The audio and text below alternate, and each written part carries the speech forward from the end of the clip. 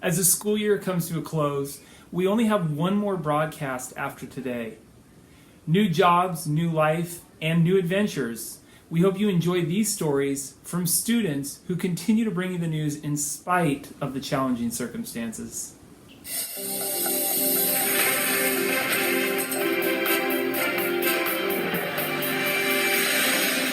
People are slowly starting to get back out and about, and many have been visiting the coast to observe a rare phenomenon.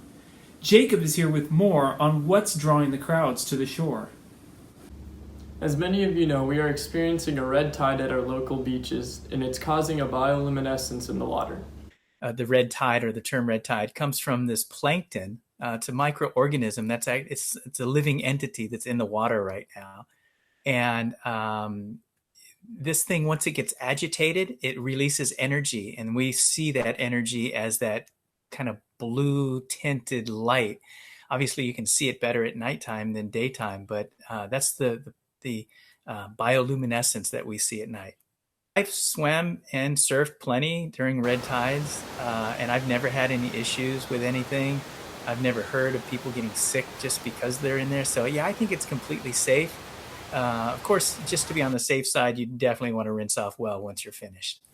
Hopefully that answers some of your questions about this strange event. Back to you guys. While many people have been laid off recently, others have actually found jobs due to coronavirus. Mika has their story.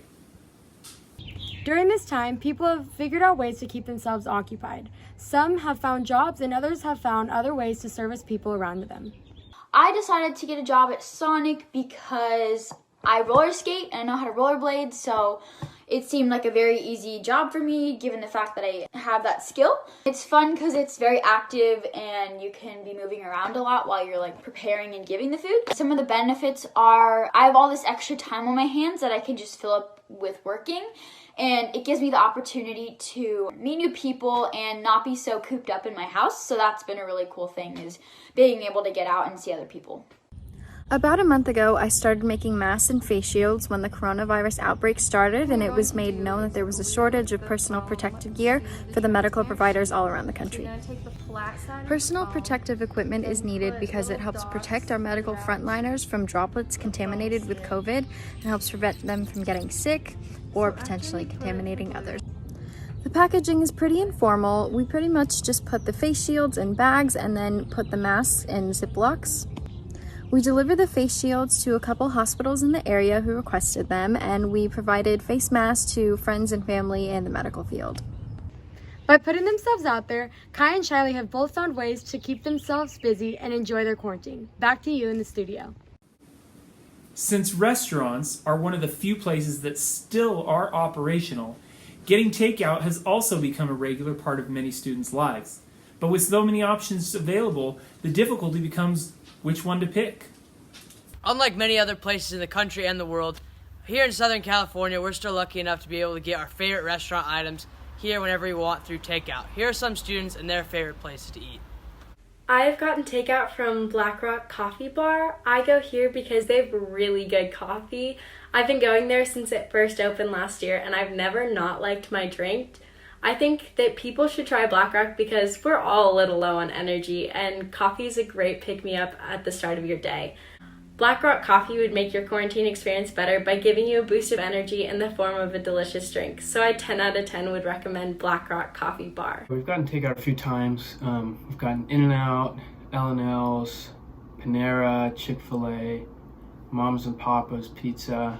But my favorite is probably Thai food. I've gotten that a few times from Taiwan On and Vista.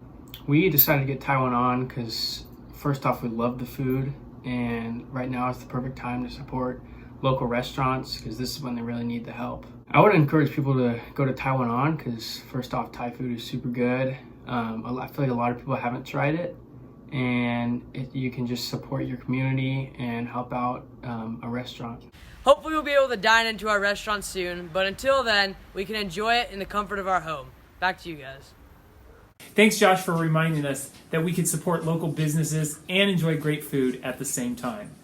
Well, we end our broadcast today with the excitement of new life in our Tri-City community. Carlos reminds us to appreciate the miracles in the midst of the madness.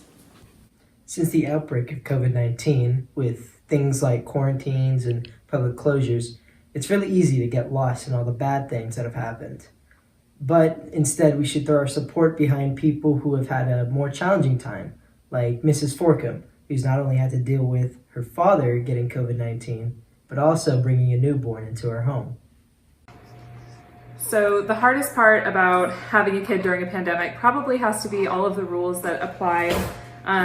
Before the baby even came, my husband couldn't come in beforehand and help with anything before I was admitted.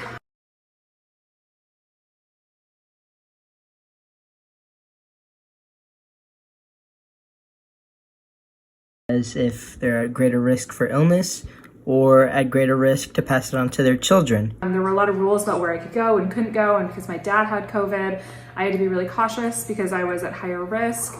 And there were just a lot of rules about what we could and couldn't do. My husband couldn't leave the hospital during the labor process, so I couldn't get takeout or anything. We were stuck with the hospital food.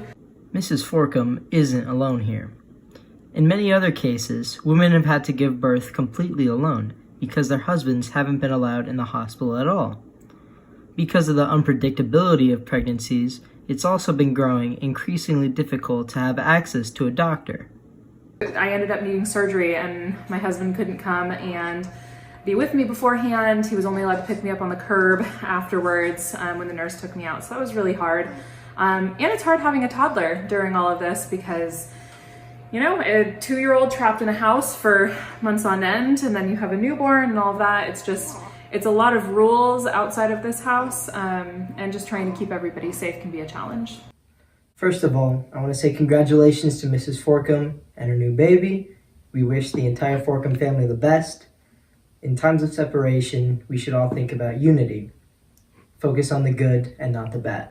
Back to you in the studio. Thanks for watching. Have a great weekend, and we will see you next time on TCNN.